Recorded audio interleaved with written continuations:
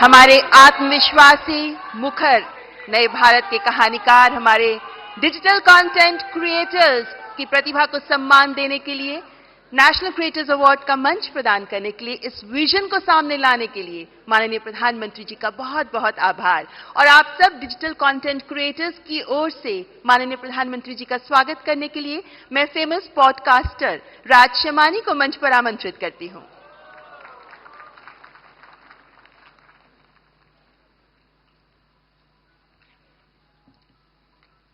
I'm honored to introduce the next person on the stage who needs no introduction. But before I do that, I want you to thank your stars. शुक्र मनाओ guys कि ये content creator नहीं है, क्योंकि अगर ये होते तो हम सबकी दुकानें बंद हो जाती। Because जब ये रील बनाते हैं तो वायरल हो जाती है, जब ये ट्वीट करते हैं तो वो ट्रेंड बन जाता है, जब ये रेडियो शो पे जाते हैं तो वर्ल्ड का नंबर 1 रेडियो शो बन जाता है, जब ये कोई स्लोगन देते हैं तो वो हैशटैग बन जाता है। He does not write the trend, he is the trend.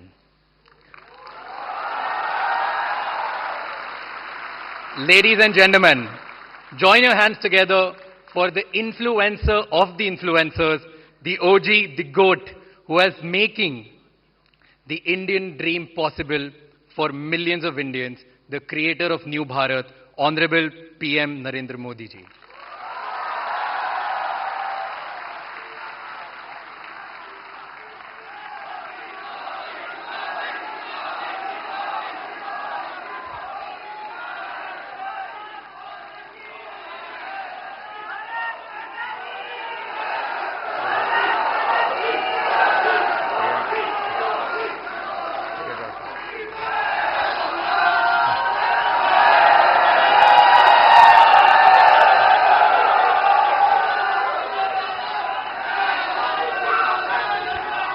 Thank you Raj Shamani.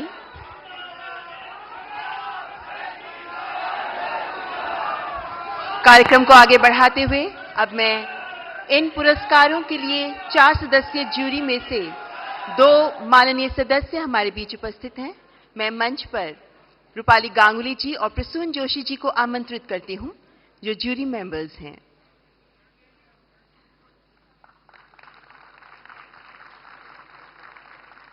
और अब अति आदरणीय प्रधानमंत्री जी के कर कमलों द्वारा पुरस्कार वितरण का शुभारंभ किया जाएगा।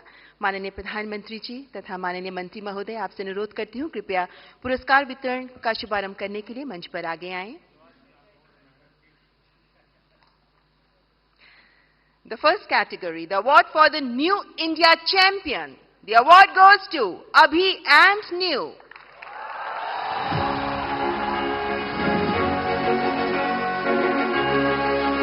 They are pioneers in shaping the perspective of New India.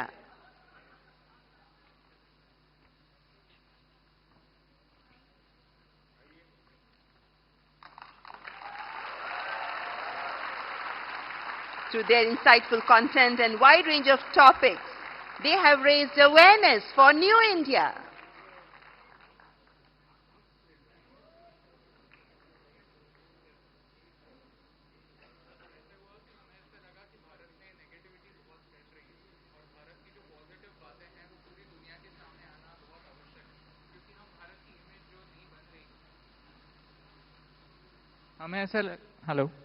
हमें ऐसा लगा कि भारत की जो इमेज बन रही है, जो छवि बन रही है, वो बहुत सारी नेगेटिव बन रही है, लेकिन भारत में ऐसी बहुत सारी बातें हैं, बहुत सारी पॉजिटिव बातें हैं जो पूरी दुनिया तक पहुंचना आवश्यक है, ताकि हमारी जो नई पीढ़ी है वो हमारे नए भारत से रूबरू हो पाए।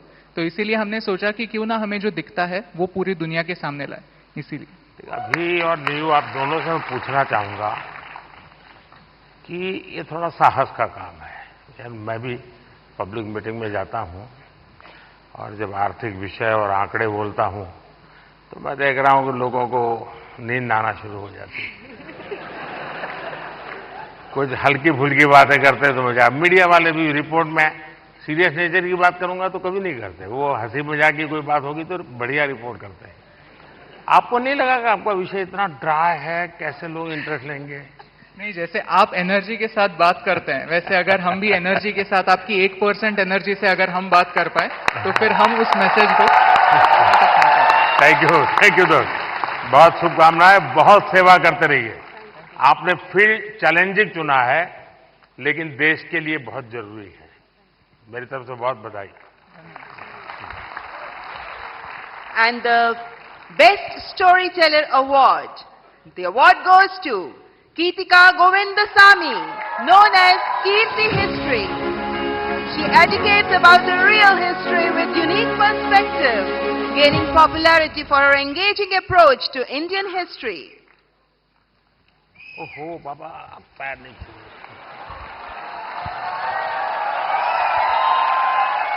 देखिए, वैसे पॉलिटिक्स में पता नहीं देश में परंपरा बन गई, लोग पैर छूते हैं। कला जगत में पैर छूना उसका भाव अलग है, लेकिन मैं बहुत डिस्टर्ब हो जाता हूं। और उसमें भी जब कोई बेटी, Thank you, sir. मैं सुनना चाहूंगा आपके विषय में कुछ। आई एम सॉरी, मुझे हिंदी समझ कर सकती हूँ, बट बोलने के लिए थोड़ा मुश्किल है। आपको जो मर्जी पड़े बोलो। ये देश बहुत बड़ा है, किसी न किसी कोने में तो आपको सुनने वाला मिल ही जाएगा। எல்லாருக்கும் வணக்கம். I would really like to appreciate our Honorable Prime Minister for the fact that you have taken up Tamil in a lot of stages and you said like Tamil. So I must start with Vanakkam. Yeah, vanakkam. So I'm really grateful for that. I always felt like it lacks a national platform which you brought here. So I'm really grateful for that, sir. I'm so honored. I'm just shaking. I don't know what to say. Thank you so much. नहीं, आपको अनुभव क्या आ रहा है जब आप, क्योंकि इतिहास से कुछ घटनाएं उठाती हैं और बड़ा, आप तो जहां से ये काम कर रही हैं थोड़ा तकलीफ वाला इलाका है, तो क्या फील करती हैं आप? I would say it's little complicated since history and politics are like interconnected. So it's like I get a lot of troll also, but that's fine. It's just share with the facts and all. Teenager का जो group है, हाँ। जो सबसे ज्यादा अपना समय यहाँ बिताता है, मतलब आप लोगों के लिए वो समय इकट्ठा करता है,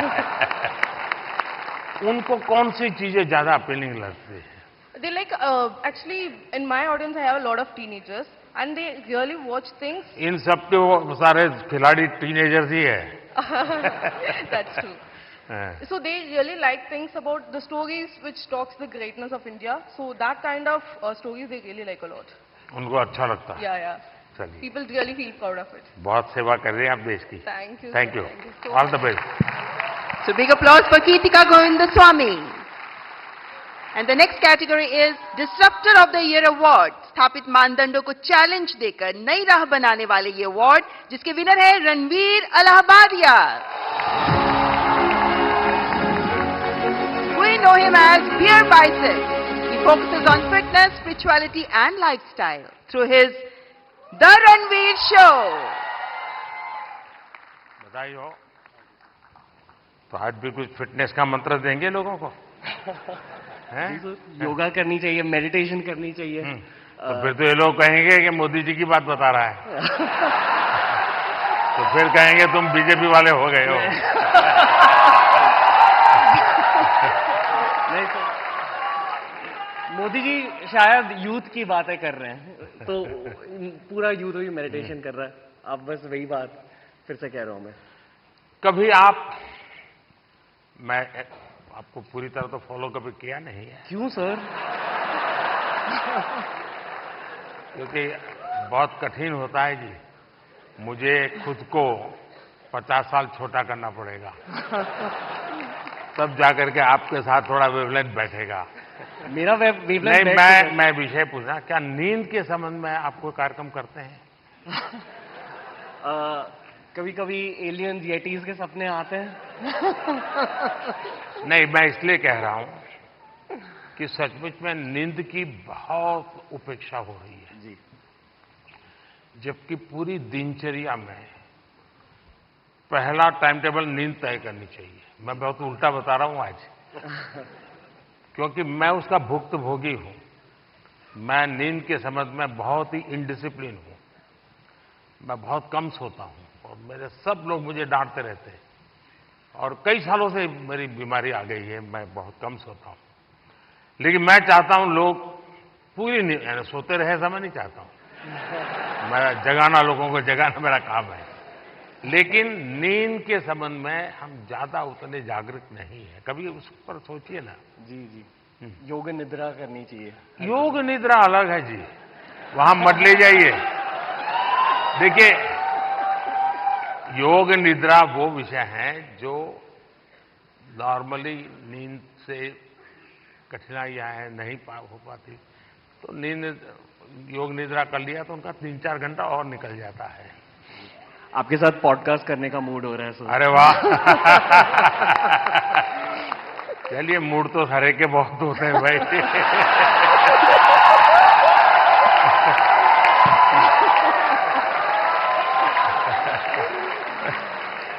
all the best. Thank you.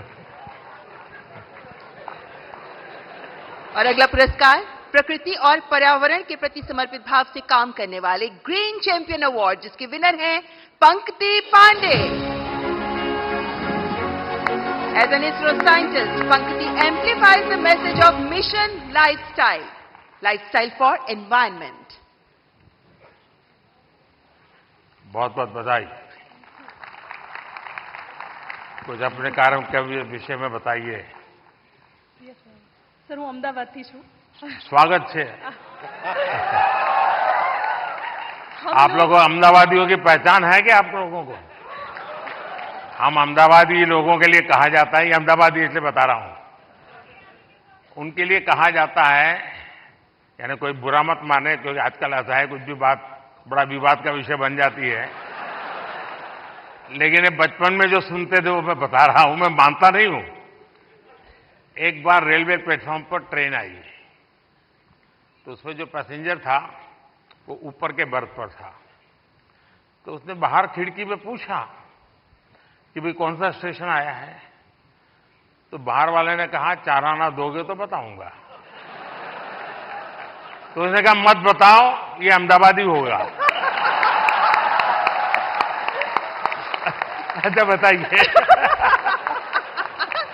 प्रकृति के बारे में बताती हूँ। हम बदलाव बहुत चाहते हैं दूसरी चीजों में, पर हम बदलाव कभी अपने आप में नहीं लाना चाहते हैं। वो सबसे डिफिकल्ट चीज होती है। तो मैं अभी यहाँ पे जो सब लोग उपस्थित है यहाँ पे, उनसे कहूंगी, एक चीज हम अगर हमारे वहां पे करें, हम अपने वेस्ट को ऑडिट करें। हम दूसरों का कचरा देखते हैं, पर हम क्या खुद निकालते हैं वो हम कभी नहीं देखते हैं। तो I request all of you to waste audit your dustbin, कि क्या हम हमारी लाइफ को जीरो वेस्ट बना सकते हैं। पूरे तरीके से नहीं, पर क्या हम कोशिश कर सकते हैं। Thank you so much. Mission life के संबंध में डिटेल स्टडी किया है आपने? मिशन लाइफ नहीं सर। मैंने एक यूएन सेक्रेटरी जनरल के साथ दुनिया के सामने एक मिशन लॉन्च किया है। क्लाइमेट, एनवायरनमेंट, सर्कुलर इकोनॉमी, ये सारी बातों से हम परिचित है। और लोग दुनिया कहते हैं तुम ये मत करो, तुम वो मत करो। सारा मैं क्या करूंगा कोई कहता ही नहीं है। बिल्कुल। और इसलिए मैंने कहा है मिशन लाइफ। और मिशन लाइफ के पीछे मेरा इंटरेस्ट यही है कि आपकी लाइफस्टाइल ही एनवायरनमेंट फ्रेंडली होनी चाहिए। हम क्या करते हैं, एसी कार में बैठ करके जिम जाएंगे, जिम में बिजली जला करके पसीना निकालेंगे, फिर एसी कार में बैठ करके घर वापस आएंगे और फिर 5 स्टार होटल में जाकर के एनवायरनमेंट पर भाषण देंगे।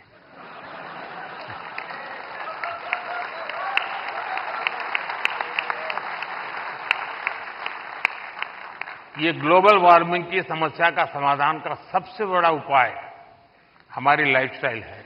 आपका यही मिशन है ना? यस सर, बिल्कुल। बहुत अच्छा ये काम कर रहे बदलाव हैं। हमसे है।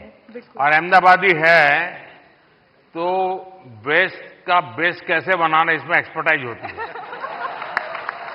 ये अहमदाबादी लोग एक भी चीज फालतू छोड़ते ही नहीं है।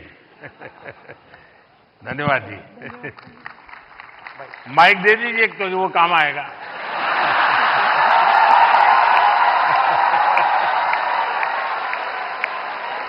And the next award, Best Creator for Social Change. और इस अवार्ड की विनर है जया किशोरी, जिन्हें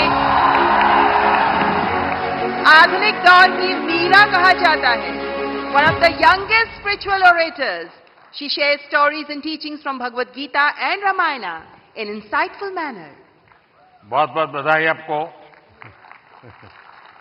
चलिए, आपने लोगों को आध्यात्मिक दुनिया की तरफ बड़ी आधुनिक तरीके से रुचि फैलाई है। बहुत बहुत धन्यवाद। बताइए कुछ।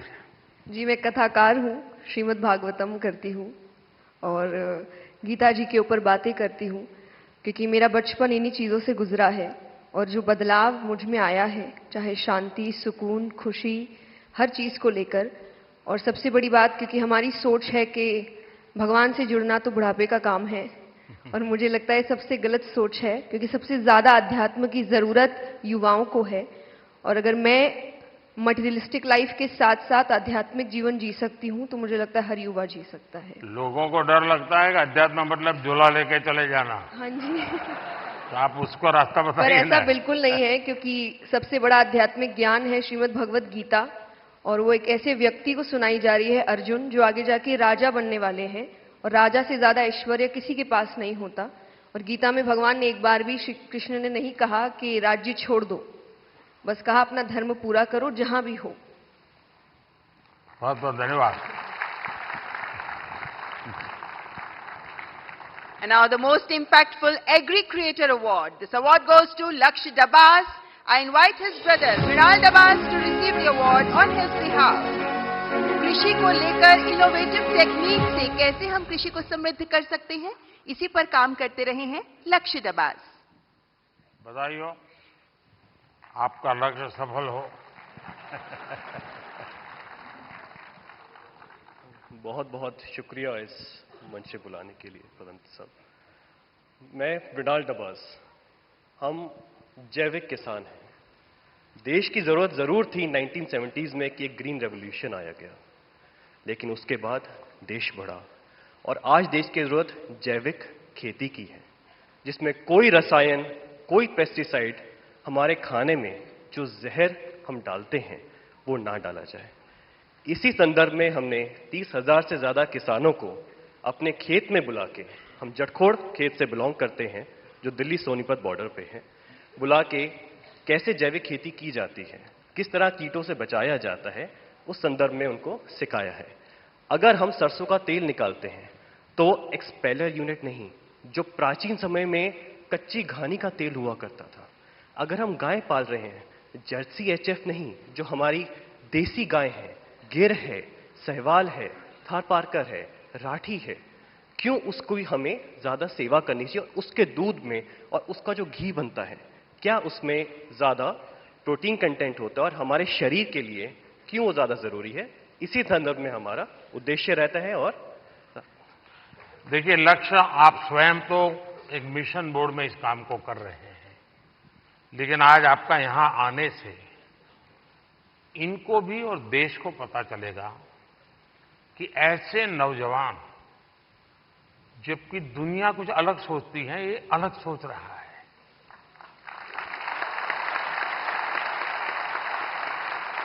लोग लक्ष्य की मजाक उड़ाते होंगे, क्या यार तुम ये गाय पीछे पड़े हुए हो। उसके बाद भी वो उसको समर्पित है। आप कभी गुजरात के गवर्नर आचार्य देवव्रत जी से मिले हैं? नहीं सर, ये अवसर नहीं। तो मैं आपसे आग्रह करूंगा, एक बार उनके साथ बैठिए। वो एक मिशन बोर्ड में ये नेचुरल फार्मिंग पे काम करते हैं। कुरुक्षेत्र में उनका एक फार्म भी है, और गुजरात में करीब उन्होंने 3 लाख किसानों को नेचुरल फार्मिंग की तरफ ले गए हैं, और जो उसके रिजल्ट आए हैं बहुत ही एनकरेजिंग है। दूसरा, लोगों में एक भ्रम है जिसको आप ठीक कर सकते हैं। ऑर्गेनिक फार्मिंग और नेचुरल फार्मिंग दोनों अलग है। कुछ लोग कहते हैं कि ऑर्गेनिक फार्मिंग में शुरू में इनकम का बहुत लॉस होता है, उसके कारण कोई किसान हिम्मत नहीं करता। नेचुरल फार्मिंग में लॉस नहीं होता है और धीरे धीरे प्रोडक्टिविटी बढ़ती है, क्वालिटी बढ़ती है, एकरेज बढ़ता है। मैं चाहूंगा कि आप एक बहुत अच्छा काम कर रहे हैं, लेकिन मैं आपसे आग्रह करूंगा आप आचार्य देवव्रत जी से जरूर मिलिए। यूट्यूब पर उनके बहुत सारे लेक्चर्स हैं, आप उसको देखिए। बहुत बहुत शुभकामनाएं। And now the cultural ambassador of the year award, और इस अवार्ड की विनर हैं जानी मानी गायिका मैथिली ठाकुर। आपके ओरिजिनल सॉन्ग्स होते हैं और आप पारंपरिक लोकगीत के माध्यम से विभिन्न भारतीय भाषाओं में गाती हैं और हमारे देश की समृद्ध संस्कृति को सामने प्रस्तुत करती हैं। मैथिली ठाकुर। मैथिली नमस्ते। तो आज कुछ सुनाई दो और क्या क्योंकि लोग मेरा सुन के थक जाते हैं। बिल्कुल सर। अच्छा, थक जाते हैं ना? नहीं मतलब बिल्कुल मैं आपको सुनाती हूँ। और सबसे पहले सभी लोगों को महाशिवरात्रि की ढेर सारी शुभकामनाएं। और तो शिव जी का ही भजन कर लो आज। जी जी जरूर।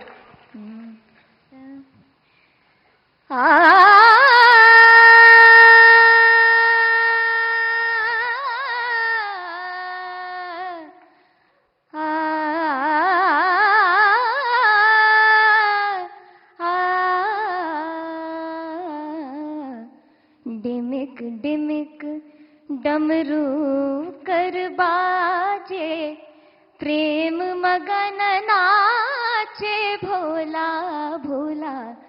डिमिक डिमिक डमरू कर बाजे, प्रेम मगन नाचे भोला। सिंही नाद बजावत गावत, सिंही नाद बजावत गावत, लटक रही बगली झोला भोला। डिमिक डिमिक डमरू कर बाजे, प्रेम मगन नाचे भोला। बहुत बहुत बधाई मैथिली जी आपको। आपने देखा होगा कि मैंने मन की बात में एक बार एक जर्मन बच्ची का उल्लेख किया था। वो जन्म से उसको आंखें नहीं है, हिंदुस्तान देखा नहीं है, और मैं हैरान हूं कि भारत के दक्षिण भारत की भाषाओं के गीत इतना तेजी से ग्रास करती है। और भी पिछले दिनों यहां आई थी तो मेरा मिलना हुआ, तो उसने तमिल में मुझे शिव भजन सुनाया। और संगीत की क्या ताकत होती है, कोई भाषा उसको मालूम नहीं है जर्मनी के सिवाय, लेकिन अद्भुत प्रभाव पैदा करती है। आपको भी वो परमात्मा ने कृपा दी है, आपने साधना भी की है। मेरी तरफ से बहुत बहुत शुभकामनाएं। बहुत बहुत शुक्रिया। क्या मैं आपके साथ एक तस्वीर ले सकती हूँ? तस्वीर लेनी है? कैसे? अच्छा, सेल्फी के बिना नहीं चलता है। आज रात से मुझे बहुत खुशी हुई। बहुत बहुत शुक्रिया, धन्यवाद। And now the best international creator. इस अवार्ड में 3 लोगों के नाम हैं, किरी Paul from Tanzania and Cassandra May Spitman, the German singer. And we have one more award winner in this Best International Creator category, and he is Drew Hicks. He's an American with Hindi and Bhojpuri skills, and he's gained fame for fluent Hindi and Bihari accent. तो आप हिंदी भी बोलते हैं, बिहारी भी बोलते हैं। यहां लोग आपकी बिहारी सुनना चाहेंगे। मैं इतना नर्वस फील कर रहा हूँ कि लगता है भोजपुरी, हिंदी, इंग्लिश सब भूल गया मैं, बट कोशिश करूंगा। जो भी बोल सकते बोल लीजिए। नहीं, मैं बहुत खुश हूँ धन्यवाद अवार्ड के लिए, और मैं बस लोगों को खुश करना चाहता हूँ और भारत का नाम रोशन करना चाहता हूँ। अगर इसमें मैं सक्सेसफुल हूँ तो मैं खुश हूँ। ये टैलेंट कैसे आपको, कैसे इस तरफ रुचि बनी और कैसे आपकी जिंदगी यात्रा शुरू हुई? मेरा पापा actually BHU Banaras Hindu university में पढ़ाई किया था, तो मैंने बचपन में कुछ टाइम वहीं पे बनारस में स्पेंड किया और फिर पटना में वो एक्चुअली मिथिला पेंटिंग्स का भी बिजनेस में था कुछ टाइम के लिए। अच्छा।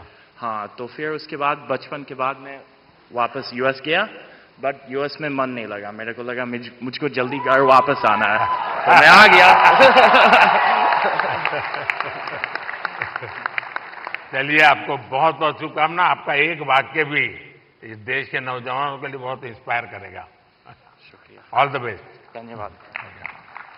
और हमारे देश के टूरिज्म पोटेंशियल को सामने लाने वाले बेस्ट ट्रैवल क्रिएटर अवार्ड के विनर हैं Kamiya Jani, the founder of Curly Tale. हमारे देश के कई ऐसे पहलुओं को सामने रखा है जो अभी तक अनएक्सप्लोर्ड रहे हैं। So the beauty of India has been showcased by her in her videos. That's Kamya Jani. बहुत बहुत बधाई। Thank you so much. Thank you. Thank you. Kamiya जी बताइए।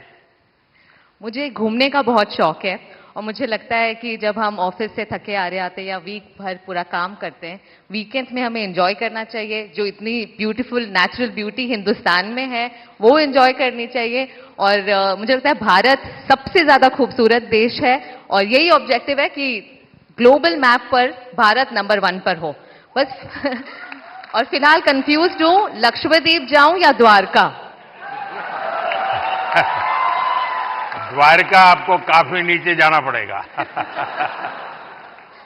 लेकिन वो मेरा अनुभव बहुत ही अद्भुत था। खैर, उसकी बात कभी फिर करूंगा, लेकिन मैं नहीं मानता सब टूरिस्टों के लिए कितना सुविधाजनक होगा। लेकिन अब जैसे मैं आदि कैलाश गया था, आदि कैलाश हमारा काफी ऊंचे टॉप पर है, और दूसरी तरफ मैं यहां द्वारिका में काफी मीटर नीचे चला गया पुरानी द्वारिका देखने के लिए। आप ये जब भारत की इन धरोहर का परिचय करवाती हो, तो मैं दो विषय लेकर इन दिनों चल रहा हूं। उसमें आप जो क्रिएटर्स होते हैं मदद कर सकते हैं। एक हमारे लोग क्या करते हैं, जैसे कहीं चले गए सोमनाथ, तो बस में ट्रेन में अपनी कार से उतरेंगे, भागेंगे, और जैसे भगवान अभी कहीं जा रहे हैं तो पकड़ो। उनके दिमाग में यही रहता है, तो दौड़ो, पकड़ो, और फिर एक बार देख लिया तो इधर उधर छुट्टी। मैं कहता हूं भाई ऐसा क्यों करते हो? जहां जाते हो कम से कम एक रात रुकिए। टोटल जो आपका बजट है, टूर ट्रैवल का टोटल बजट है, कम से कम 5% 10% लोकल कुछ न कुछ चीज खरीदिए, लोकल प्रोडक्ट खरीदिए। अब फिर आप कहेंगे नहीं हमने पानी पूरी खरीदी थी, ऐसा नहीं। खाना वाना तो कंपलसरी है, खाएंगे, लेकिन कोई वहां की प्रोडक्ट, क्योंकि हमारे देश की जो ये भी एक सामर्थ्य है और वहां की इकोनॉमी को बहुत बड़ा बल मिलता है। अब जैसे मान लीजिए आप बद्रीनाथ गए और वहीं से थोड़ा एक 5 किलोमीटर दूर मणा गांव गए और मणा गांव से हैंडीक्राफ्ट खरीदा, तो हिंदुस्तान का वो पहला गांव, उसके बाद चाइना आ जाता है, वो पहला गांव, वहां के कुछ चीजें खरीद करके अपने गांव ले जाओगे, देश की एकता को हमेशा हमेशा बनाए रखने का काम आएगा। तो कभी आप ऐसे विषयों को भी अगर प्रमोट कर सकते हैं तो बहुत अच्छा होगा। बिल्कुल, बहुत सारे मंदिर कवर किए हैं मैंने अपने वीडियोस में, और आपका बहुत बड़ा थैंक यू, क्योंकि अब सारे ही मंदिरों को बहुत ही नया रूप मिल चुका है। So thank you for that. Thank you. And now let's recognize the best creator in tech category. और इसके विनर हैं टेक्निकल गुरुजी के नाम से जाने जाने वाले गौरव चौधरी। आपका पहला टेक चैनल है जो 1 करोड़ सब्सक्राइबर्स के मार्क को क्रॉस कर गया, and you even covered UPI in Paris. That's Gaurav Chaudhary.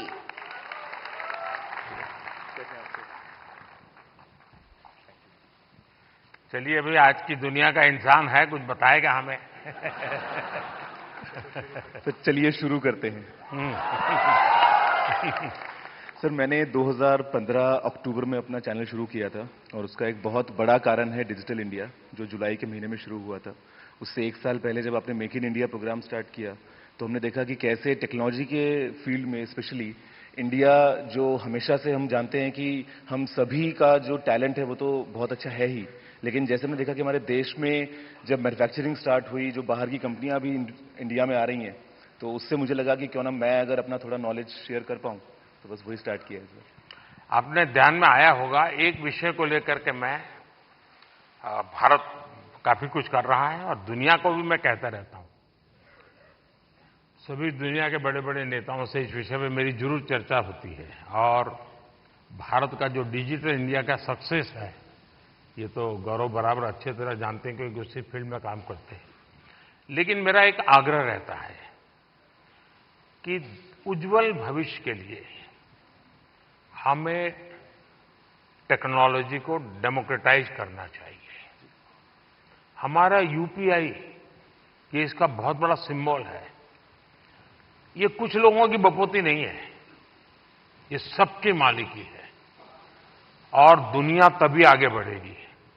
कोई उसका एक बड़ा कंपनी का मालिक बन गया और दुनिया बांट रहा है, ऐसा नहीं। हम उसको डेमोक्रेटाइज करते हैं और मैं मानता हूं जितना ये पहलू आपके माध्यम से पहुंचेगा कि टेक्नोलॉजी को डेमोक्रेटाइज करने की क्यों जरूरत है, दुनिया के उज्जवल भविष्य के लिए थोड़ा सीरियस विषय लगेगा, लेकिन मैं गौरव जैसे दोस्तों से चाहूंगा कि आप इसको जरा बल दीजिए। सर मुझे ऐसा लगता है कि टेक्नोलॉजी जो है वो हम सभी को एक ताकत देती है आज की दुनिया में। मैं अभी पेरिस में गया था पिछले हफ्ते और मैंने जब वहां की टिकट यूपीआई से खरीदी तो बहुत खुशी हुई और मुझे लगता है कि इंडिया के पास में वो सारे सॉल्यूशंस हैं जो पूरी दुनिया के देश जो हैं अपनी जगहों पे इंप्लीमेंट कर सकते हैं। तो जरूर से कोशिश रहेगी। बहुत बहुत बधाई। Thank you. और माननीय प्रधानमंत्री जी के स्वच्छ भारत अभियान से प्रेरणा लेकर जिन लोगों ने डिजिटल कंटेंट क्रिएट किया, उनमें से चुने गए स्वच्छता एम्बेसडर हैं मल्हार कलाम्बे, अ नोटेड एनवायरमेंटलिस्ट जो 2017 से प्रति सप्ताह स्वच्छता अभियान चलाते रहे हैं, स्वच्छता और सतत विकास को लेकर जागरूकता भी फैलाते रहे हैं। दैट्स मल्हार कलाम्बे। मल्हार, ये जो लोग क्रिएटर्स हैं ना, उसमें कुछ लोग वो भी हैं जो क्या खाना चाहिए वो भी कहते हैं।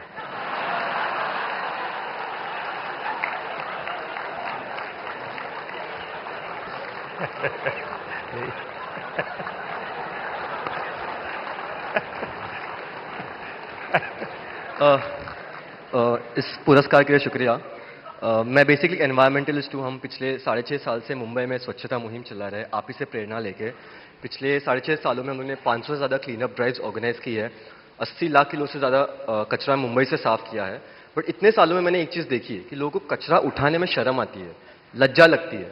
कई लोगों ने मुझे कचरे वाला तक कहा है, बट मैं एक चीज़ में विश्वास रखता हूँ कि अगर देश साफ करना है तो हाथ तो गंदे करने पड़ेंगे। Thank you. बहुत बहुत शुभकामनाएं। और आपने युवकों को बड़ी प्रेरणा दी है और अच्छी अच्छी सेलिब्रिटीज उनके साथ जुड़ती हैं, काफी मेहनत करते हैं और नियमित रूप से करते हैं, ऐसा नहीं टोकनिज्म करते हैं। और उन्होंने एक वातावरण बनाया है। मैं आपको बहुत बधाई देता हूं, लेकिन फिर भी मैं चाहूंगा थोड़ा बट सर मैं एक चीज कहना चाहूंगा, अपने अंकित भैया के साथ लास्ट ईयर स्वच्छ भारत दिन के दिन क्लीनअप किया था। ये मेरी भी एक इच्छा है कि कभी आपके साथ क्लीनअप कर पाऊं। वाह, थैंक यू। जरूर जरूर मौका मिलेगा। और हमारी हर प्रकार की सफाई में काम आ सकता है। इस चुनाव में भी सफाई होने वाली है।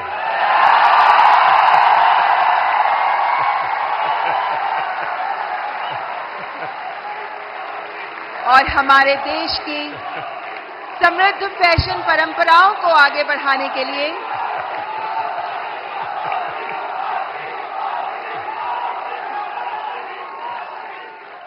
The next category heritage fashion icon award, और इस अवार्ड की विनर है जहानवीर सिंह। आप पूरी तरह भारत के पारंपरिक फैशन को आगे बढ़ा रही हैं, जिनमें भारतीय साड़ियां भी मौजूद हैं। Spirituality, Bhagavad Gita, heritage fashion पर आप काम करती रही हैं। दैट्स जहानवीर सिंह। लो बाबा, पैर मत छूइए। बहुत बहुत बधाई आपको। और दुनिया में भारत की चीज, क्योंकि टेक्सटाइल मार्केट फैशन के साथ ही जा सकता है, वो अकेला नहीं जाता है आजकल, क्योंकि रेडीमेड ब्रांड का जमाना है। और आप बड़ी मदद कर रही है, कुछ सुनाइए लोगों को। बहुत बहुत धन्यवाद। मेरा नाम जानवी है और सबसे पहले बहुत धन्यवाद इस पुरस्कार के लिए। और मैं चाह रही हूँ कि इस नए भारत में जो हमारी प्राचीन परंपरा है उसे अपनी संस्कृति, शास्त्र, संस्कार और साड़ियों के माध्यम से आगे लेके जाऊं। और मेरा सबसे यही अनुरोध है कि अपनी संस्कृति, शास्त्र, संस्कारों को भूलिए मत, उसे अपने साथ रखिए। आप कितने भी मॉडर्न हो जाए, हमेशा ये रूट्स आपको याद होनी चाहिए। एक है अब दुनिया में रेडीमेड का जमाना है जी।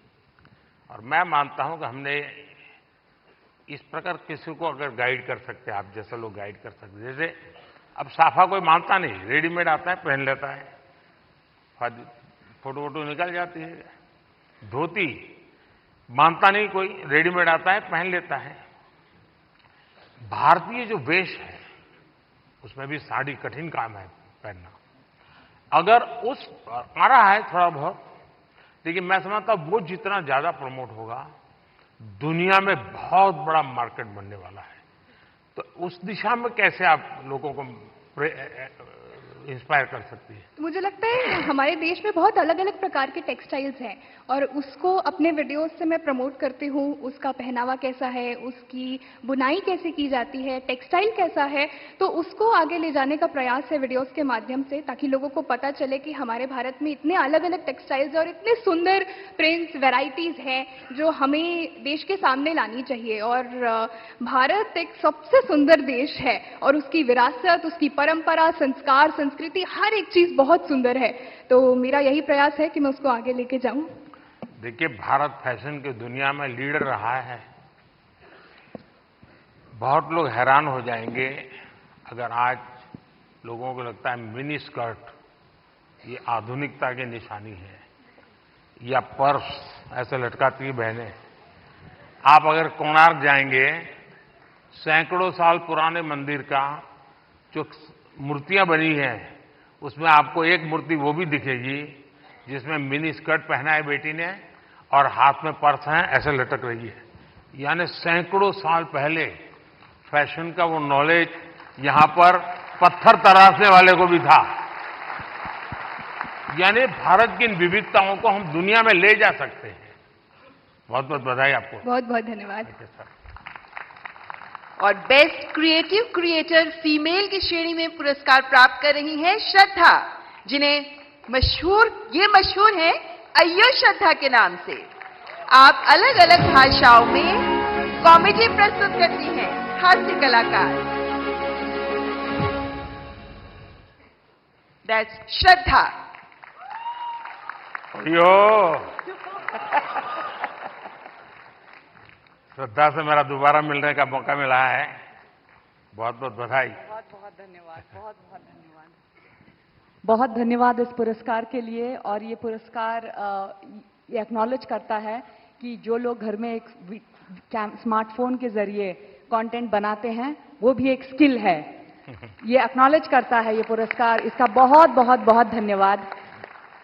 देश में अक्सर सामाजिक, राजनीतिक, औद्योगिक वजहों से परिस्थिति काफी गंभीर हो जाती है। मेरी कोशिश ये रहती है कि इसमें अगर एक ह्यूमरस पॉइंट ऑफ व्यू या हास्य रस मिलाया जाए तो एक पॉजिटिविटी फैलाई जा सके। जो भी परिस्थिति हो, आई थिंक हमारे देश के लोग इतने प्यारे हैं कि परिस्थिति कितनी भी गंभीर हो, हम हर चीज में मुस्कुराने की वजह ढूंढ लेते हैं। और मैं अपने कंटेंट से ये वजह दर्शाने की कोशिश करती हूँ। बहुत बहुत धन्यवाद। बहुत धन्यवाद। देखिए, बाजार से सब्जी कितनी बढ़िया क्यों ना लाए, उसमें जब तक तड़का नहीं लगता है ना, टेस्ट नहीं आता है। तो ये हास्य की चीजें जो है वो तड़का का काम करती है जिंदगी में। और आज आपकी स्पॉन्टेनिटी ने सबको फ्लोर कर दिया है। Thank you. Thank you so much. Thank you. Thank you. Thank you. And now let's recognize the best creative creator male, RJ Raunak, जो अपने प्रैंक के लिए जाने जाते हैं, अपने ह्यूमर, अपनी आवाज के लिए जाने जाते हैं। और अलग अलग टॉपिक्स पर बेहतरीन डिजिटल कंटेंट तैयार करने वाले आरजे रौनक। क्या आरजे, कैसे हो भैया? रौनक ने ही आरजे नाम पॉपुलर कर दिया। सर, मुझे लगता है कि आपने भी रेडियो को पॉपुलर कर दिया, तो उसके लिए बहुत बहुत धन्यवाद। और अक्सर जब मैं रेडियो में प्रोग्राम करता हूं और लोगों से रेडियो के बारे में बात करता हूं, और मुझे अच्छे से याद है जब मन की बात प्रोग्राम शुरू होने वाला था, तब हमने यही कहा था कि हमारी इंडस्ट्री में और एक व्यक्ति आ रहे हैं। हमने इतने सालों से काम किया, लेकिन शायद वो फर्स्ट डे से ही सारे रिकॉर्ड्स तोड़ देंगे, तो उसके लिए बहुत बहुत धन्यवाद। बहुत बहुत बधाई आपको। Thank you Modi ji. और सारी रेडियो फ्रेटर्निटी की तरफ से मैं आपको धन्यवाद कहूंगा, क्योंकि शायद यहां पर रेडियो का मैं इकलौता हूं आपके अलावा जिसको ये अवार्ड मिल रहा है। यहाँ बहुत लोग होंगे जो भी दुनिया में होंगे, और मैं पक्का मानता हूं कुछ लोग तो अपने गीत खुद ही रिकॉर्ड करते होंगे, फिर खुद सुनते होंगे, और घर में अगर माँ गुस्सा करती है तो सुनाते होंगे। बिल्कुल। सबकी तरफ से मैंने सोचा था पहले कि कभी मैं ऑनरेबल प्राइम मिनिस्टर से मिलूंगा तो मैं उनसे बउआ के स्टाइल में वही कहूंगा जो मैंने बहुत सारे हजारों लोगों को कहा है, सो नमस्ते सर, मैं बउआ बोल रहा हूँ। बहुत बहुत धन्यवाद सर। थैंक यू भैया। And now moving on to the best creator in food category, and the award goes to Kavita's Kitchen. एक हाउसवाइफ जो बन गई digital entrepreneur. She has played a vital role in celebrating the rich culinary heritage of India.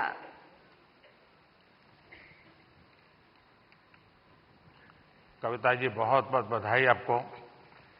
धन्यवाद sir. वो जो मल्हार है ना, उनको खाना बनाना हाँ, सिखाओ। उसको कुछ सिखाइए।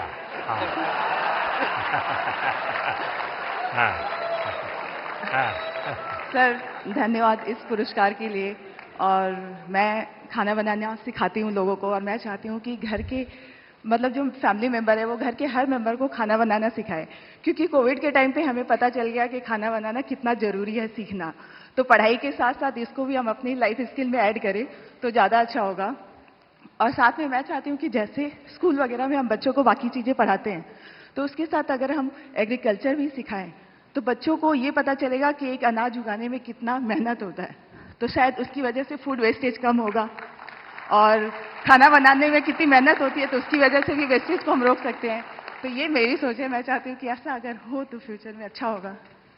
अच्छा हुआ आप इस काम को किया, और आपके कारण लोग जानेंगे, कि वरना हमारे गुजरात के लोगों का एक स्वभाव रहा है, वो सैटरडे शाम को कहीं के रेस्टोरेंट ढूंढते रहते हैं, फास्ट फूड। और फिर वहाँ मैक्सिकन कहाँ मिलेगा, पिछले सप्ताह मैक्स इंडिया, इस बार इटालियन कहाँ मिलेगा। और अगर वो कुल्लू मनाली जाएंगे तो यार गुजराती डिश कहाँ मिलेगा।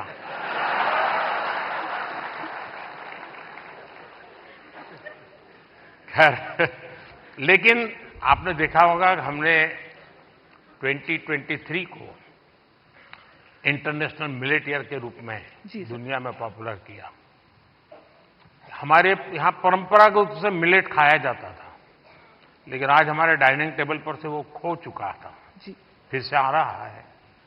उसके लिए क्या कर सकते हैं? और दूसरा, खाने में बनाने के तरीके, दिखने का तरीका, लेकिन उसके साथ साथ अब न्यूट्रिशनल वैल्यूज की अवेयरनेस, उसमें आप क्या कर रही हैं? मैं कहना चाहूंगी कि जैसे बच्चे, उनको फैंसी फूड पसंद होता है, तो अगर हम उसमें ज्वार, बाजरा, रागी ये सब फ्लोर मिला के, जैसे मैं सुबह दूध की मलाई बचती है तो उसमें बनाना मैश करके डाल देती हूँ, थोड़ा रागी, ज्वार फ्लोर, काजू किशमिश क्रश करके, और इसके छोटे छोटे ऐसे पैनकेक बना देती हूँ। तो बच्चों को पता नहीं चलता, उनको लग रहा है कि बहुत मीठा है और अच्छा है। तो बच्चों के स्वाद के हिसाब से हमें खाने में थोड़े चेंजेस करने पड़ेंगे। और ये जो मिलेट है वो हम अपनी लाइफ में आजकल डाइटिशियन, डॉक्टर सब बोलते हैं कि मिलेट्स खाना हमारे लिए अच्छा है, और हम वापस उसी जनरेशन में जा रहे हैं जहां से हम शुरू किए थे। मैं अभी यूएस में, मुझे निमंत्रित किया गया था, तो व्हाइट हाउस में बहुत बड़ा डिनर था, सबके लिए वेजिटेरियन था, और सरप्राइजिंगली 80% डिश मिलेट्स की थी व्हाइट हाउस में। तो मिलेट हम सबको अपने फूड में इंक्लूड करना चाहिए। और ये आपकी बात सही है कि बच्चों को उसमें रुचि बननी चाहिए। मैं याद है, खैर मैं बच्चा नहीं था तब, मैं ताइवान गया था बहुत साल पहले, तब तक मैं मुख्यमंत्री भी नहीं था, और मेरा कोई 10 दिन का वहाँ कार्यक्रम, वहाँ की सरकार ने मुझे बुलाया था। अब मेरे यहाँ से गया आइटनरी के साथ, no fish, no eggs, no meat, सब no no no no no. तो उनके लिए परेशानी थी, खिलाए क्या उसको। तो फिर मेरे साथ जो उनके कोऑर्डिनेटर थे उन्होंने कहा कि साहब यहाँ एक बुद्धिस्ट रेस्टोरेंट है जो वेजिटेरियनिज्म को प्रमोट करती है, तो हमने आपके लिए वहां तय कर लिया है, आप क्योंकि और कहीं पर भी आपके लिए वेजिटेरियन मिलना मुश्किल हो जाएगा। तो मैंने कहा चलिए आपकी बहुत बड़ा धन्यवाद करता हूं, आपने मेरी सेवा की। अब मैं गया, सब मैंने देखा, उन्होंने शोकेस किया हुआ था ऑर्डर देने के लिए। मैं देखते ही चौंक गया, क्योंकि किसी को दिखता था चिकन जैसा, कोई दिखता था फिश जैसा, कोई मटन की सारी चीजें दिखती थी। मैंने कहा यार तुम यहाँ कहाँ ले आए मुझे, ये तो सब नॉन वेज है। तो फिर मुझे उन बुद्धिस्ट जो लोग थे उन्होंने समझाया कि साहब यहाँ के लोगों को वेजिटेरियन की तरफ ले जाने के लिए हम वेजिटेरियन चीजों का शेप ऐसा बनाते हैं ताकि वो मेंटली पहले प्रिपेयर हो। और आप भी कभी ताइवान जाए तो आज भी वो रेस्टोरेंट है। खैर मैं तो उसको देख करके राम राम करके वापस आया। यही इस बात का मैं ध्यान रखूंगी अपने नेक्स्ट कुकिंग वीडियो में कि जो दिखने में नहीं, पोषण के लिए जितना ज्यादा बल दे सके मैं समझता हूं ज्यादा अच्छा होगा। जी सर, बिल्कुल। बहुत बहुत शुभकामनाएं। धन्यवाद सर। सर पैसे क्या मम्मी ने बोला? And now the वाह, नमस्कार। ओहो, धन्यवाद।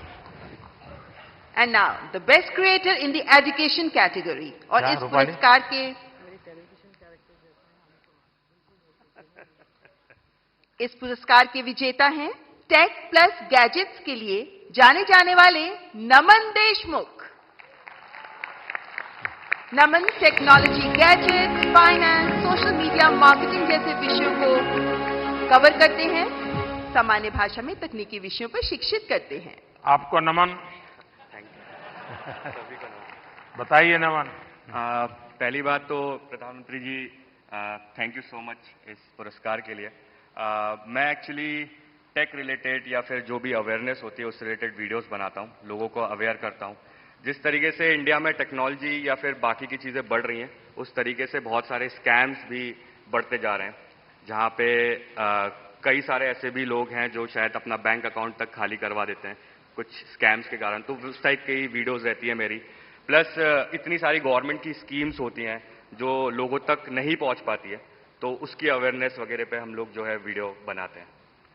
ये बहुत अच्छी बात है, क्योंकि एक प्रकार से लोगों को जगाने का काम है। अदरवाइज लोग अच्छे से अच्छा मोबाइल खरीदने के तो शौकीन है, लेकिन सेफ्टी सिक्योरिटी के लिए क्या क्या करना चाहिए कुछ पता ही नहीं होता है। तो उसी में मेरी कोशिश रहती है और मैं ट्राई करता हूं कि जितना सिंपल मेरा कंटेंट हो उतना लोगों को समझने में आसानी होती है।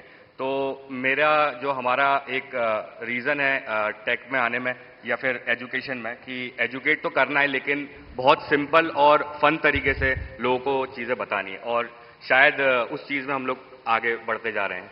एक सुझाव मैं देता हूं नमन, शायद इन लोगों में से कोई निकले उसको भी काम आ सकता है।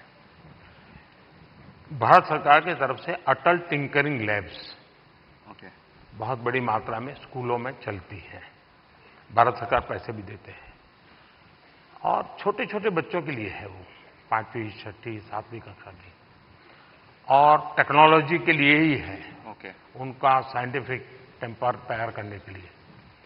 लेकिन मैं उन दिनों इन बच्चों को जब मिलता हूं, क्या चीजें बना बना के लाते हैं, क्या सोच करके लाते हैं। कभी आप ऐसे अटल टिंकरिंग लैब में जाकर के उसको अगर कभी कवर करें तो हो सकता है कि ये बहुत बड़ा हमारे बच्चों को। और दूसरा मैंने देखा, चंद्रयान लैंडिंग के बाद हमारे देश में साइंटिफिक टेम्पर के प्रति बहुत बड़ी रुचि बनी है।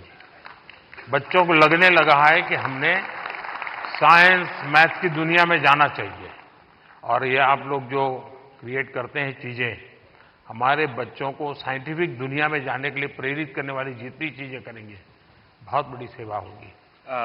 प्रधानमंत्री जी, मैं ये आपकी जो बात है वो ज़रूर मतलब उस चीज़ पे भी मैं वीडियो बनाने वाला हूँ फॉर श्योर। और जितनी भी चीज़ें होती है, जितना भी हम वीडियो बनाते हैं अवेयरनेस को लेके, मैं इस चीज़ को लेके बहुत ज़्यादा खुश होता हूँ कि लोग एजुकेशन के प्रति बहुत ज़्यादा आज के टाइम पे आगे बढ़ते जा रहे हैं और लोग सीखना चाह रहे हैं। तो सोशल मीडिया एक ऐसा प्लेटफॉर्म बन चुका है जहाँ पे लोग अच्छे तरीके से बहुत सारी चीज़ें सीखते हैं। तो जो आपका सजेशन है उसके लिए मैं 100% काम करने वाला हूँ। बहुत बहुत बधाई। Thank you sir. Best health and fitness creator award के विजेता हैं अंकित भाई अनपुरिया, एक फिटनेस इन्फ्लुएंसर जो अपने 75 हार्ट चैलेंज के लिए बहुत मशहूर हुए और आप फिटनेस के साथ साथ अध्यात्म को भी जोड़ते हैं। अंकित भाई अनपुरिया। कहा अंकित? साई राम है? वाह। बताओ जरा अपना वाक्य। राम राम भाई सारा ने। हाँ। बहुत बहुत बधाई। बहुत बहुत धन्यवाद। सुनाइए सबको और चैलेंज भी दे दीजिए आप तो। चैलेंज तो ये है भाई, मतलब डेली वर्कआउट करना। आप कुछ भी काम करते हो, क्योंकि नुगारा दुनिया में 2.5 सुख है। पहला सुख निरोगी काया, दूसरा अच्छी नींद और आधे में आ जा है और बच्चा और सब कुछ है। तो भाई पहला सुख निरोगी काया, तो अपनी हेल्थ ही काम करो। चाहे आप कोई भी काम करते हो, थोड़ा बहुत टाइम अपने थी काटो जरूर। बहुत बहुत बधाई। और गेमिंग क्रिएटर कैटेगरी के विजेता हैं ट्रिगर्ड इंसान के नाम से जाने वाले निश्चय। आप यूट्यूबर हैं, लाइव स्ट्रीमर हैं, गेमर हैं और आपकी कमेंट्रीज के लिए बहुत फेमस हैं। निश्चय, बहुत बहुत बधाई। Thank you sir, thank you. सुनाइए, कुछ ट्रिगर हो जाए। सबसे पहले तो thank you for this award PM sir. And मैं जेन्युइनली इतना ज़्यादा नर्वस हूँ, मैंने कुछ नहीं सोच रखा था। मुझे पता नहीं था कि यहाँ पे आके कुछ बोलना पड़ेगा। जब मैंने देखा सब आके कुछ बोल रहे, तब से मैं सोच रहा था, लिख रहा था फ़ोन में कि क्या बोलूँगा, एंड अभी भी नहीं पता क्या बोल रहा हूँ। बस एक चीज़ बोलनी थी कि गेमिंग कैटेगरी में ये अवार्ड दिया गया है, तो उसके लिए बस थैंक यू बोलना था सर कि गेमिंग को भी रिकॉग्निशन मतलब मिल रही है and it's a big thing. So thank you so much. बहुत बहुत शुभकामनाएं। And the next category best micro creator, और इस कैटेगरी के विनर हैं अरिदमन, जो वैदिक एस्ट्रोलॉजी और एंशिएंट इंडियन विजडम पर काम करते हैं। आप आध्यात्म पर काम करते हैं और ज्योतिष पर काम करते हैं और सबको प्रेरणा देते हैं। ओहो भैया झुको मत। बहुत बहुत बधाई।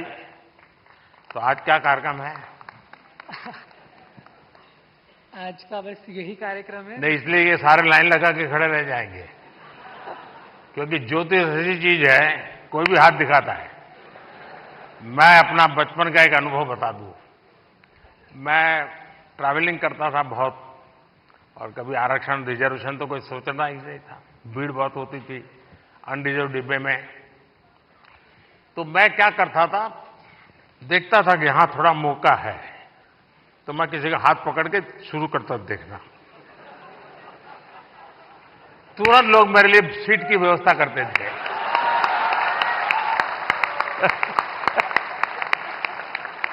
आइए आइए बैठिए। अब आप बताइए। लक्ष्मी हयवदन परब्रह्मणे नमः। सभी को मेरा सादर नमस्ते। और पहले मैं ये बताना चाहूंगा कि मैं ज्योतिष की वीडियोस नहीं बनाता हूं। मैं धर्मशास्त्रों के कुछ विषयों पर अपनी वीडियोस बनाता हूं। और ये पुरस्कार मुझे मिला, इसमें धर्मचक्र भी है, इसमें वृषभ भी है, इसमें सिंह भी है। और इस धर्मचक्र की मर्यादा बनी रहे, ये धर्मचक्र सतत चलता रहे, इसके लिए ही मेरा छोटा सा प्रयास है। और ये धर्मचक्र केवल एक मूर्तमान पुरस्कार की कोई मूर्ति नहीं है जिसको हमें घर में जाकर के सजा देना है। अपितु अपने जीवन के अंदर इस धर्म चक्र को धारण भी करना है। और इसके अंतर्गत कोई आध्यात्मिक कर्मकांड नहीं आते हैं, इसके अंदर कोई पूजा पाठ या विधियां नहीं आती है। आज मैंने जो वेशभूषा पहनी है, बहुत से लोग इसे देखकर सोच रहे होंगे कि मैं कोई सन्यासी हूं, कोई बाबा हूं, कोई तपस्वी हूं, लेकिन मैं इनमें से कुछ नहीं हूं। मैं एक सामान्य बालक हूं जो अपनी 12वीं कक्षा इस समय कर रहा हूं। लेकिन मैं बताना चाहता हूं कि ये जो कपड़े मैंने पहने हैं, ये अध्यात्म का प्रतीक नहीं है, ये भारतीय संस्कृति का प्रतीक है, जिसे हम भुला चुके हैं। प्रधानमंत्री जी ने वेशभूषा की बात करी, हस्तकला की बात करी, और मैं कहना चाहूंगा कि जो परिधान मैंने पहना है, ये भारत का सबसे पुराना परिधान है, जिसको आज लगभग इधर बहुत कम लोग पहन के आए होंगे। तो मैं आशा करता हूं कि मेरे छोटे से योगदान से, यद्यपि मैं एक बहुत बड़ा क्रिएटर नहीं हूं, लेकिन मेरे छोटे से योगदान से मैं इस राष्ट्र के धर्म चक्र में एक छोटा सा सहयोग देता हूं, और उसके लिए आप सभी का मैं साथ मांगता हूं। और उसके लिए मुझे यहाँ बुलाने के लिए प्रधानमंत्री जी का बहुत बहुत अभिनंदन, आप सभी लोगों का बहुत बहुत अभिनंदन। नमस्कार। आप अरी कैसे आइडेंटिफाई करते हैं और अरी का दमन कैसे करते हैं? प्रथम तो अरी अंतर्मन के शत्रुओं का ही दमन करें, और बाहरी शत्रु बहुत रूप से होते हैं, फिजिकल शत्रु भी होते हैं, अंतर्मन के शत्रु भी होते हैं, परंपराओं के शत्रु भी होते हैं, रहन सहन के शत्रु भी होते हैं। और मैं समझता हूं कि जितनी हद तक हम इन शत्रुओं का निवारण कर सके उतना ही अच्छा है, और मैं इस अपने नाम को सार्थक करने के लिए उस लक्ष्य की तरफ अग्रसर हूं।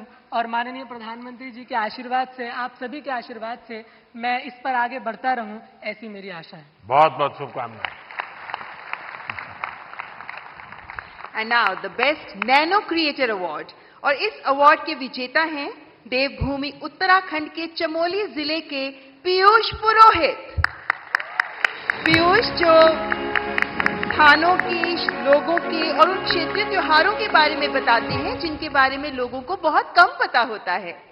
जोरदार तालियां पीयूष पुरोहित के लिए। पीयूष, बधाई हो। सुनाओ। सर, मैं उत्तराखंड से हूँ और चमोली से हो। हाँ जी।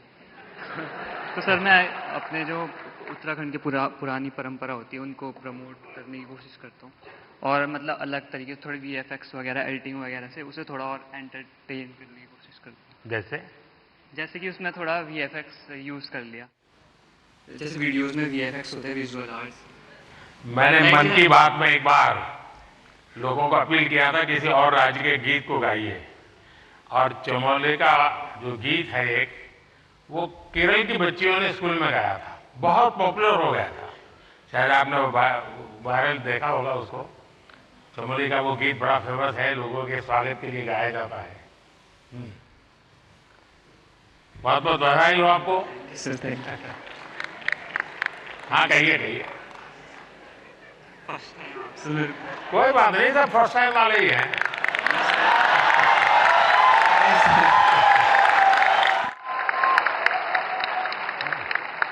Thank you sir, thank you. जय देवभूमि, जय उत्तराखंड। चलिए, बहुत धन्यवाद। और नेशनल क्रिएटर्स अवार्ड्स की आखिरी श्रेणी, बेस्ट सेलिब्रिटी क्रिएटर अवार्ड, और ये अवार्ड दिया जा रहा है अमन गुप्ता को। एक उद्यमी के तौर पर अपनी सफलता और अपने इनोवेटिव बिजनेस स्ट्रैटेजीज के लिए मशहूर शार्क टैंक इंडिया में भी शामिल अमन गुप्ता। अमन, बहुत बहुत बधाई हो। सर, आप तो अब सक्सेसफुल है अपने जीवन में भी और दुनिया को भी दिखा रहे हो, जरा बताइए। तो सर 2016 में जब startup India, stand up India आया था, हमने अपनी कंपनी स्टार्ट करी थी सर।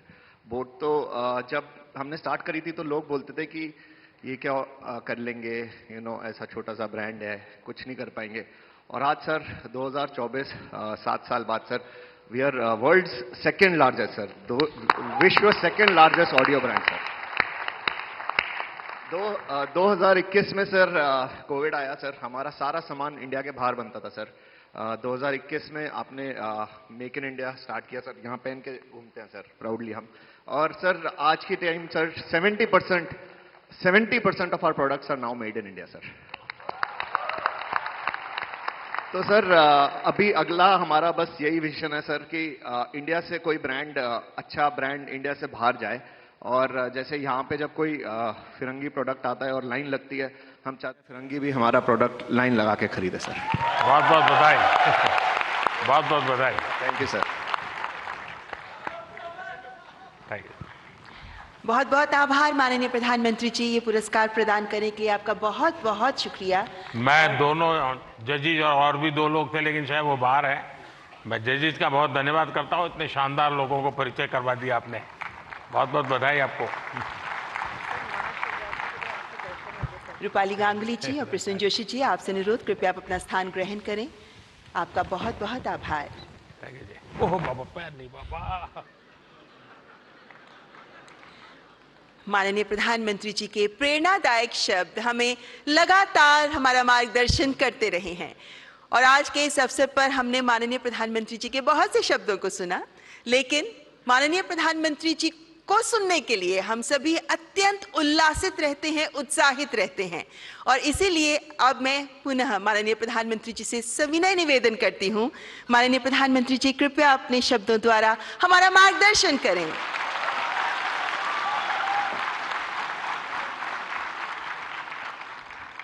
अभी भी कुछ सुनना बाकी है क्या?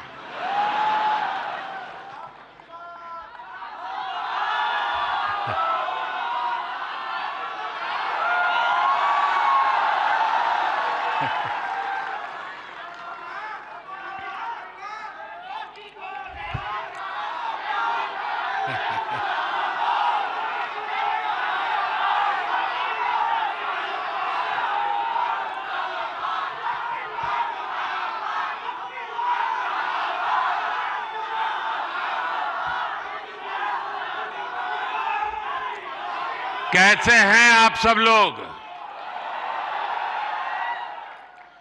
थोड़ी सी वाइब भी तो चेक हो जाए।